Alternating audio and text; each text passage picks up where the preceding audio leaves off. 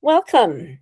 I'm Miriam Mulkewich, physiotherapist at Fit for Life Physiotherapy, and I'm talking today to David Tait, who is one of our physiotherapists here at the clinic. And we're going to talk about a program that he just completed, the Advanced Clinician Practitioner in Arthritis Care. So, Dave, why don't you tell us, first of all, a little bit about yourself and how long you've been a physio and what got you into MSK and arthritis care? Okay. Hi, everyone. Yes, as Miriam said, my name is David. I've been a physio in the Hamilton, Burlington area for over 20 years, since 2004, which seems like an awful long time now, but such is life. Yeah, and I've been at Fit for Life for 8 years now as well. Most of my work has been in outpatients muscular or outpatients orthopedics. Um, and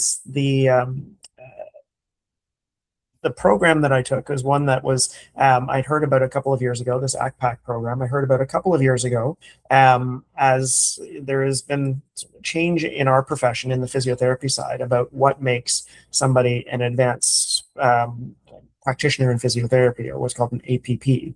I had an experience about more than 10 years ago now, when with something called ACPAC, which was the Interdisciplinary Spinal Education and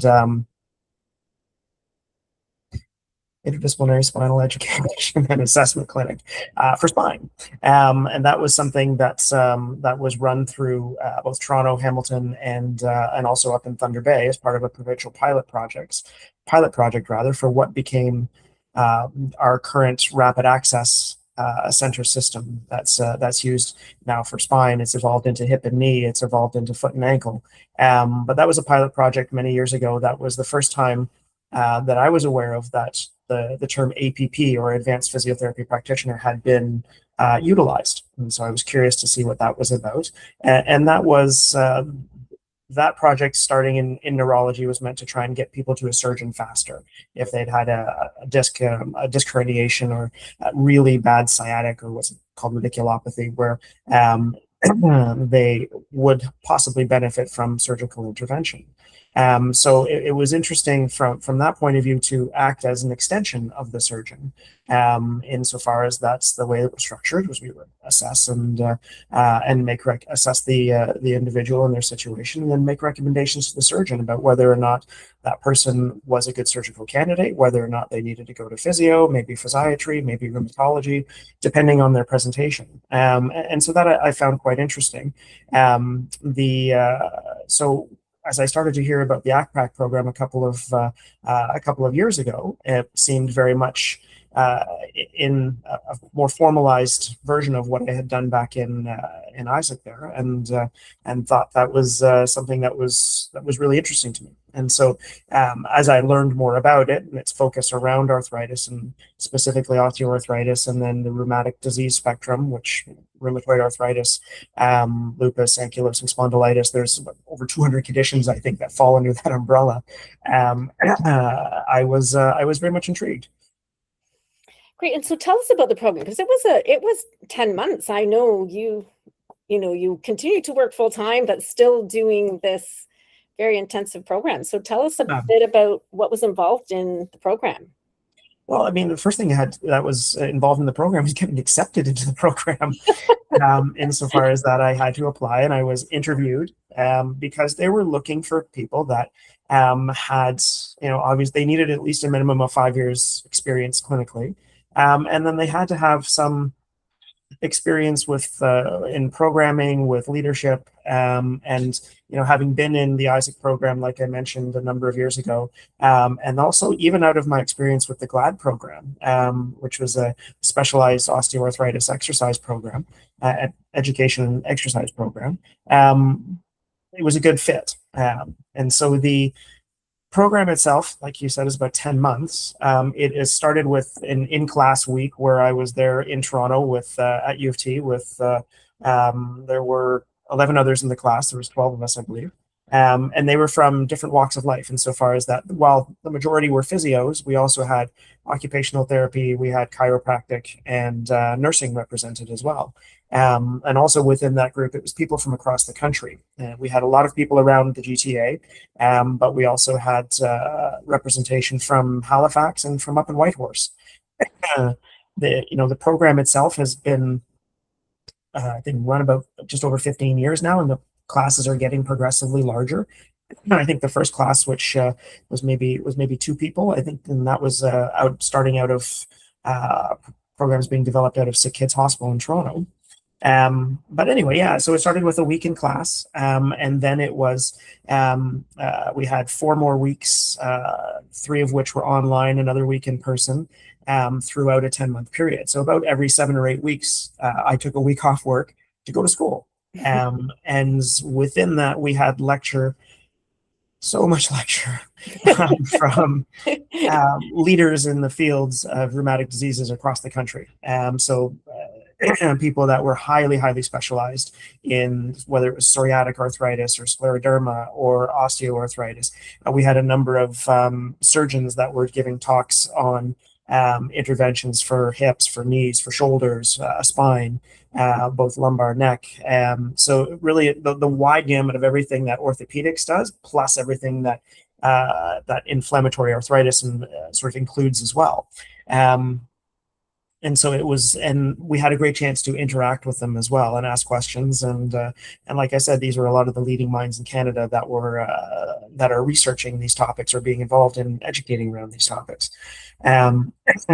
So that was an intense part, just the classes. And then, of course, throughout that, we had a number of there was a lot of assignments. I had to write a paper for the first time in 20 years, which was mind bending, especially the first one. And to have to write papers with 15 to 20 references was, again, something I hadn't done since university days.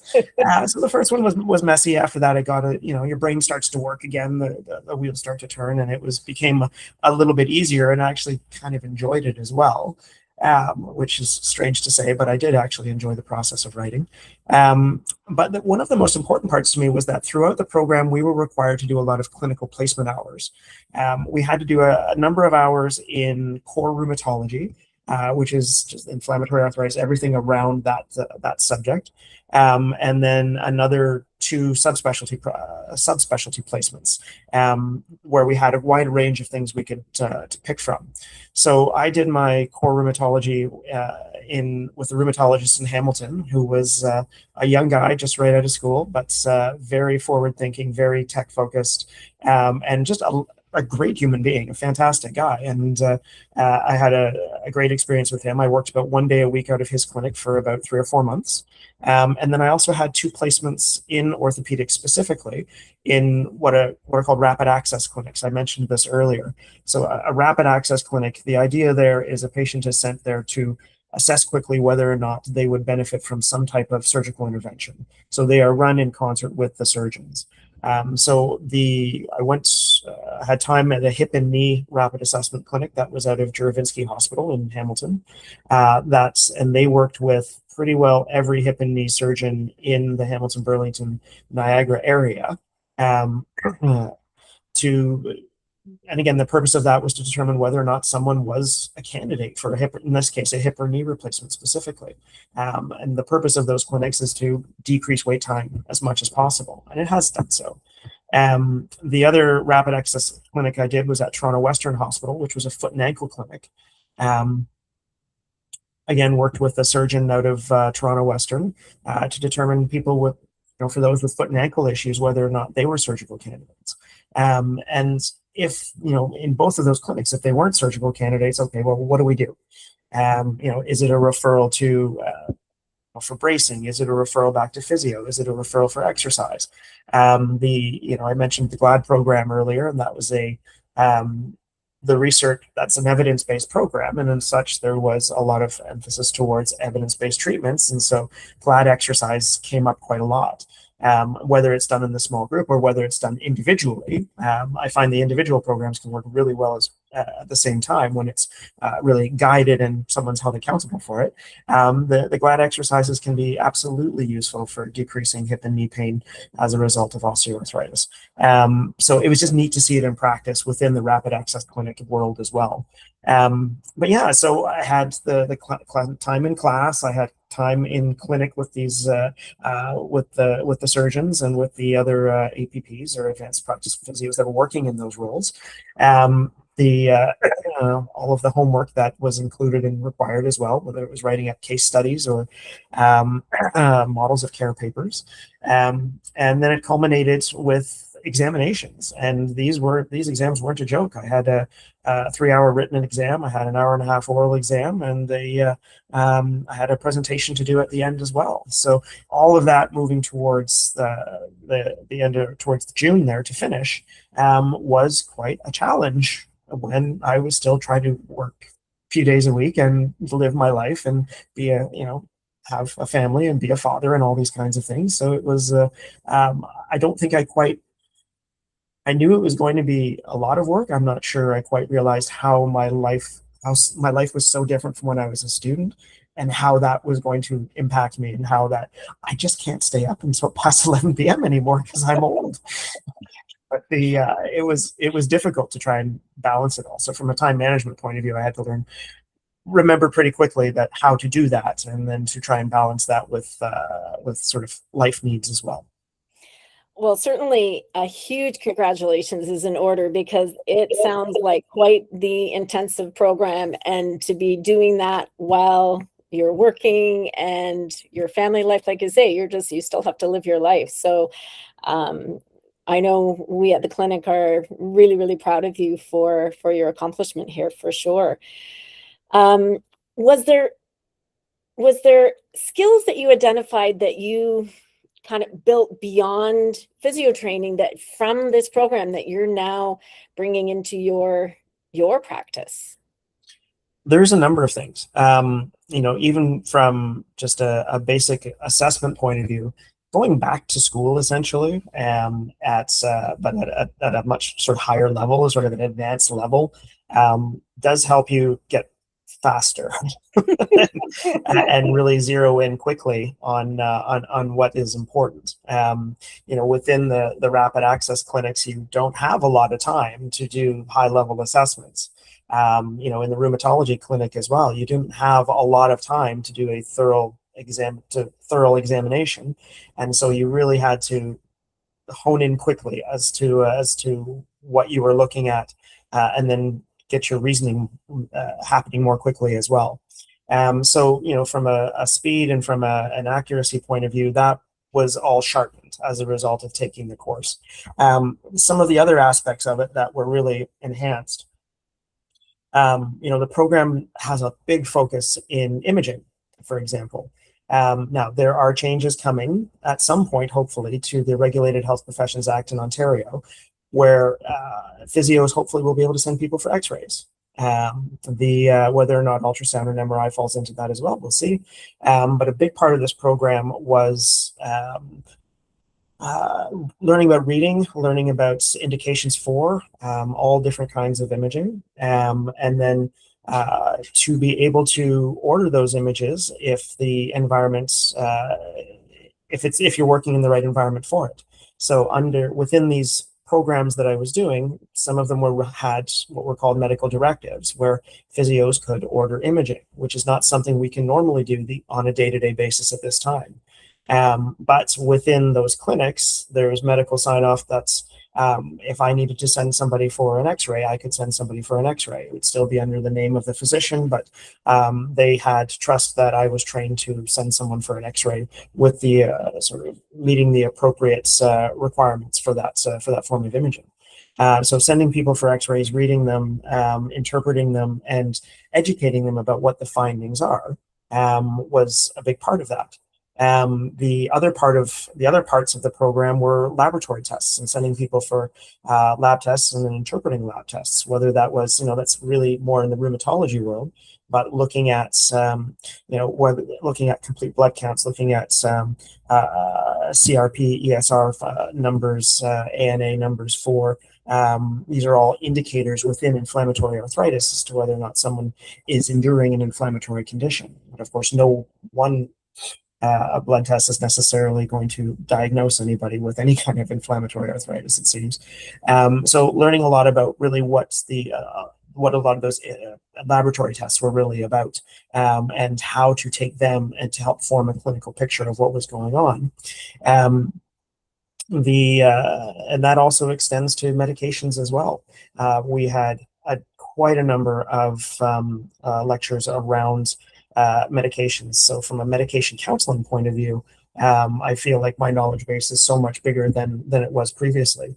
And that's inclusive of analgesics, that's inclusive of anti-inflammatories, that's inclusive of biologic medications within rheumatoid arthritis, within inflammatory arthritis rather, within some of even the core medications or classic medications within inflammatory arthritis, like the methotrexates of the world. So from a medication point of view, again, sort of knowledge growth was explosive in terms of what I have now versus what I didn't have before. So much valuable information there for you to be able to give more background education to your clients when they come in with results of imaging, tests, and so on, I would imagine. Well, certainly having a much broader education base does help you see things in a different way. So I'll give you an example. I had somebody while I was in the course, I had somebody coming into clinic here who was presenting with listening to his symptoms very quickly. Well, this sounds like polymyalgia rheumatica, or what's called PMR.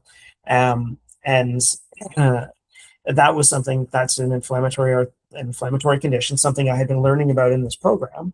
And it took all of about 3 seconds to think, yeah, that's really what this, and then asking the questions, just confirming that it all fit the same picture, and writing a note to his physician to say, consider PMR, and to get a call from the patient next week saying, thank you.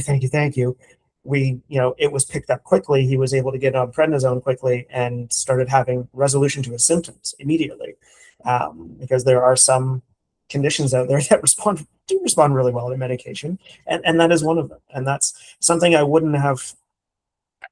have been a longer period to pick up on in the past, but to be able to pick up on those inflammatory arthritic conditions quickly and make sure that they're channeled where they need to go, so that they get a quicker resolution. I mean, that's one of the reasons I took the course, was to be a better, more well-rounded practitioner, but also to recognize these things and get people the help they needed more quickly than they were doing. That's such a fantastic example about how, right, you were able to facilitate this process so much more quickly for your client. That's wonderful. Was there particular areas of the program that you were sort of more drawn to or more interested in as you kind of did all your placements and your research and your papers and so on? The trouble is, it was all interesting. Yeah, it was all, when you and as I got deeper and deeper into the program, it all became more and more interesting, insofar as that identifying knowledge gaps and filling them as quickly as I could was one thing. But one of the reasons I was really drawn to the program, of course, was the rheumatology side, because I always felt that while I had what I had learned in school, it wasn't in depth in any way, and I just felt like I was seeing a lot of people in clinic that there was a missing piece there, that felt like there was around inflammation and around sort of more systemic conditions that I really felt like I didn't know, that I wanted to feel more competent in sort of diagnosing and understanding, and making sure that someone was getting the right care, because unfortunately, of course, people get 5 minutes with their family physician. It's sometimes not enough time to communicate what's really going on, and there can be misses that way. We as physios have the advantage of spending more time with people, And so we can ask the question perhaps in a number of different ways, or tease out some information that might not have gotten through to been able to get through to the family physician, and really pick up on the fact that, yeah, you know what, this really does sound like it might be like an late onset rheumatoid arthritis appearance, as opposed to just osteoarthritis in the hands. So it's the rheumatoid side was one I was interested in. The inflammatory arthritis side, I keep saying rheumatoid, but it's so much more than that. Right. The rheumatic disease that's encompassing of all of these conditions was something I wanted to be more knowledgeable about. And as I sort of dove in and started to learn all of these different conditions, whether it was gout or pseudo gout, or whether it was psoriatic arthritis, or scleroderma, or ankylosing spondylitis, which is no longer called that. It's now axial spondyloarthropathy, non-radiographic versus radiographic. It was just these nuances of things that I really had, I didn't know enough about, were really consolidated within the program. So just the basic knowledge of rheumatic disease, and then the imaging side, of course, was fascinating to me as well, because I think there are changes coming for physios where we will be able to order these things, and to have an education base now that ideally going forward should be enough to allow physios that have gone through ACPAC to be able to send people for imaging. Because the knowledge base is there, the knowledge base has been taught, and I know one of the limitations within our profession was trying to agree upon what is the educational framework for a physio to be able to send somebody for an X-ray or MRI, and I think this fits it just nicely. So. Yeah, it certainly sounds like it, with the extent of education that you've had in these areas, that you really will understand what it is that you're needing to send somebody. To say nothing of the examinations of just getting an X-ray and saying, okay, what is it? Right. Right. Whereas before might have said, oh, it's a foot, but now I can look at it and say, oh, looks like a Lisfranc fracture of the right. the Right. foot. Right. Yeah. So as I guess you're now can be called an extended scope practitioner. Is that correct? This is because I've taken this course. Yes, and when I'm working in that role, I could refer to myself as an extended scope practitioner. I know the physios that I worked with in the rapid access clinics refer to themselves as APPs, or advanced practice physios, right, which is the two are kind of a little bit synonymous, but not really. And within our field, there is an ongoing debate and an evolution about how to use these terms and how to make them official. Because within physio, there are people that specialize, may have a very narrow area of specialty, whether it's manual therapy or sports or neurology, but there's still no official titles for this, and what that education looks like. The concept behind extended scope practice is really having a very broad base and a very deep understanding of many different conditions, so you can pick up on them, so that it's not you're not pigeonholed into just manual therapy. You're looking at a broad base of conditions that you understand quite well, and then can identify quickly to ensure that these patients are being channeled correctly, that they're not being seen by an orthopedic surgeon when they have rheumatoid arthritis condition that is not amenable to necessarily that kind of procedure, at whatever the case may be at that time. So being more efficient with using our medical system. Yeah, I mean, yeah, the whole idea around an extended scope practitioner is to try and extend the reach of our medical system, specifically with physicians. So when we think about it in sort of the example I gave earlier about Isaac, I was working to extend the sort of reach of an orthopedic surgeon that specialized in spinal surgeries, insofar as that I knew what the surgeon was looking for from what would be something they can fix, because at the time the surgeon I was working with had a 2-year waiting list, but he could maybe only help 5% of the people on that list. So what are the other 95% doing? Well, they're just sitting there waiting for 2 years. So that program led to the sort of evolution of the rapid access program that there is now. So within the racks, I'm assessing people with foot and ankle issues, and to determine whether or not they would go on to see the surgeon. so that when the surgeon is getting patients, then they're seeing people that are more likely to need surgery. So it's a much more efficient use of their time. When I was working with the rheumatologist, it was a sort of a general musculoskeletal clinic, so we were getting all manners of different cases coming into the office, and then I would be doing their assessments with them, asking them questions, and then the physical assessments to determine whether or not if they had an inflammatory arthritic condition or a rheumatic disease.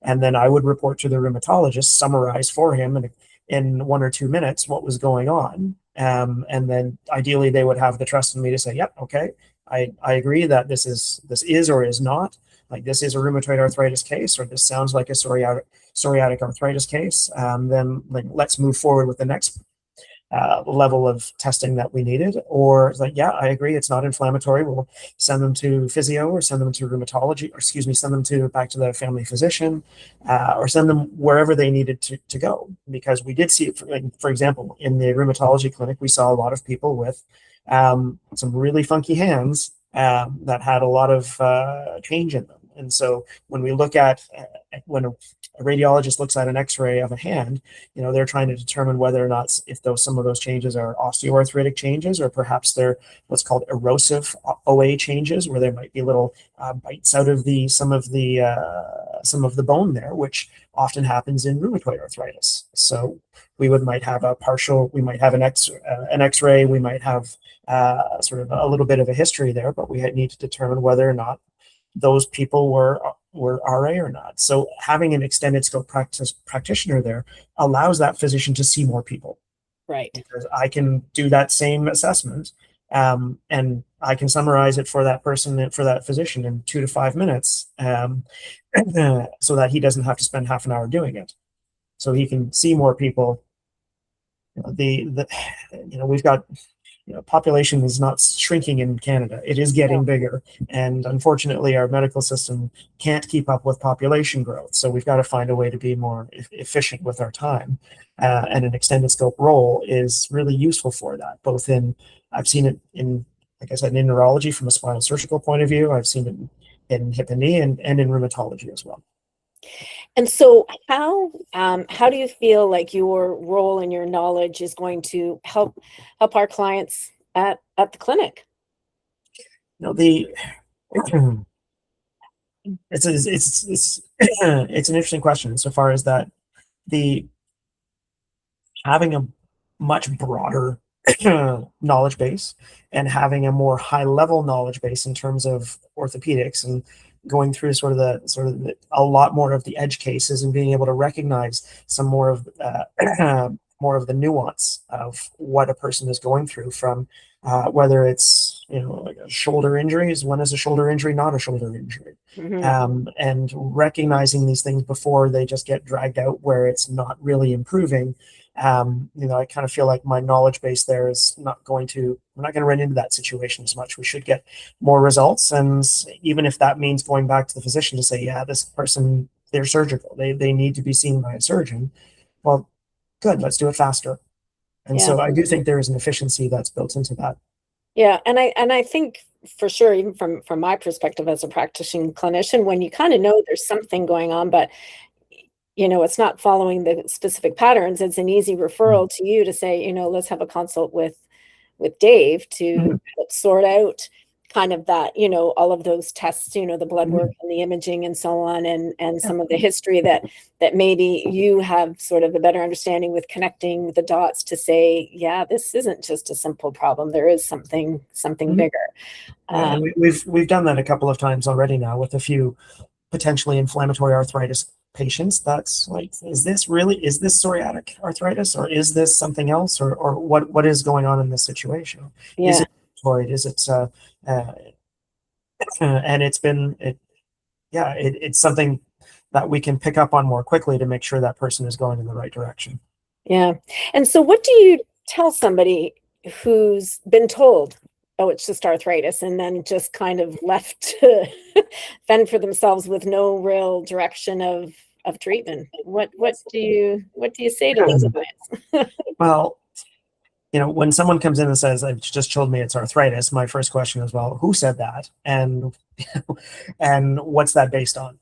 because just because someone's been told they have arthritis, excuse me, doesn't necessarily mean that it's arthritis, because arthritis is a huge envelope of potential conditions. And it is, one of the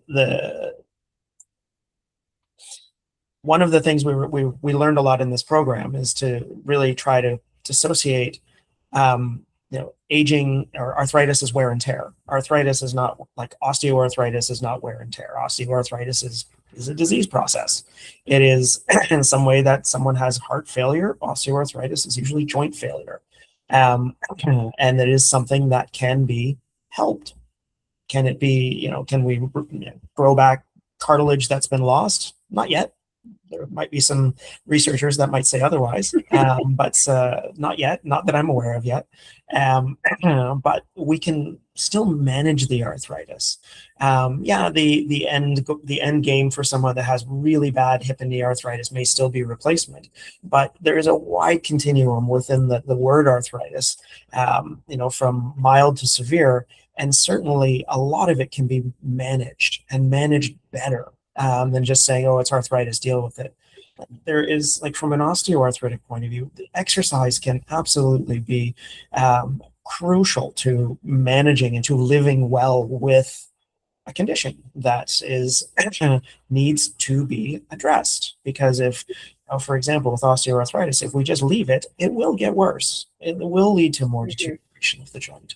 And so whether it's managing with exercise, managing with just education around how to move with the joint, how to, if bracing is necessary, if medication is necessary, if topicals are necessary, taping is necessary. These are all things that can be used to help manage like an osteoarthritic issue. But as I said, the umbrella of arthritis is quite large. From a rheumatoid arthritis, like from a rheumatoid arthritis point of view, there is roles for physio within that in terms of maintaining and regaining range of motion. Medication is a huge part of that, but there does need to be a focus on the physical side of it as well. So when someone comes in with saying it's just arthritis, I look at that as like, oh, goody, I have a lot of education to give. I have a lot of things to teach you. Buckled up. This is going to take a while. And I will, try to not talk for an hour in a row. But it's an education. It's a chance to really help someone understand what arthritis is, what they're dealing with, because so many people in Canada have some form of arthritis, and it does increase with age. Its prevalence, and it will probably continue to increase in prevalence.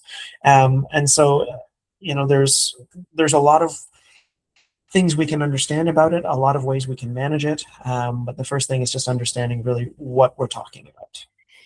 Yeah, so important that people understand that there is something that they can do that's within their control to make their lives feel better and manage and do the things they want to do.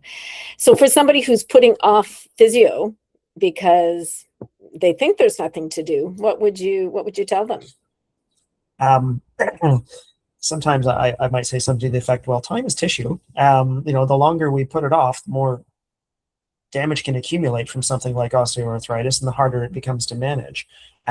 Any point along somebody's journey through osteoarthritis, for example, there is an opportunity for physio to be useful, because the exercise component is so crucial. The education component is so crucial.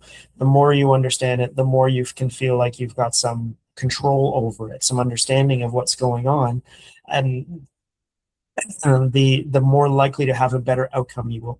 The more likely you'll have a better outcome. It's as simple as that. And probably more likely that the treatment sessions might not take as long. The earlier you start. Right. Yeah. Right. The earlier the better. Yeah. Same from an inflammatory arthritis point of view, is that the earlier the recognition, the better chance someone is going to have a much better functional outcome. Yeah. With something like rheumatoid arthritis, if it's missed, time is tissue. Damage will accumulate. And for something like axial spondyloarthropathy, the time to diagnose is usually something on the order of, average time to diagnose is something on the order of 7 years. So from the beginning of onset, like, oh, my back hurts a little bit, especially in a young person when there's no mechanism of injury, that is something that should be talked about and ruled out. So Right. having excessive morning stiffness as a 25-year-old with back pain with no mechanism, then that should be probably looked at in more depth, because if that is a condition that's just starting to take hold, that person's outcome is going to be so much more improved if they're getting treatment that is sort of appropriate for them. They will have a much better long-term functional outcome. Yeah. Yeah. And so I think for those of you who are listening or watching here and feel like, you know what, I really want to talk to Dave because I've, been living with arthritis or been told I have arthritis and not really sure what to do with it. You can find him at Fit for Life Physiotherapy and is available now. He's back working full time. Yay, because he's done. So yeah, you can find him at the clinic, and he's ready to help. Yeah. So any parting words of anything else that you want people to know? Don't ignore your problems. Don't ignore your physical problems. Even if you don't think it's anything much, just have someone take a look at it just to make sure. Yeah. Because unfortunately, the longer we leave an ache or a pain, the harder it is to fix it. Yeah. Yeah. That's such a great suggestion. I've always liked the saying, we've got to learn to listen to the whispers of our bodies so we don't hear it scream. That's terrifying.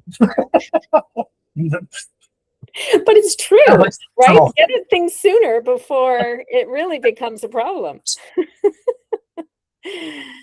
Anyways, thank you for joining us today. And if anyone has specific questions for Dave, obviously, as I said, you can find him at the clinic. But if you have things that you want us to talk about in future episodes, let us know, and we'll have a chat somewhere down the line.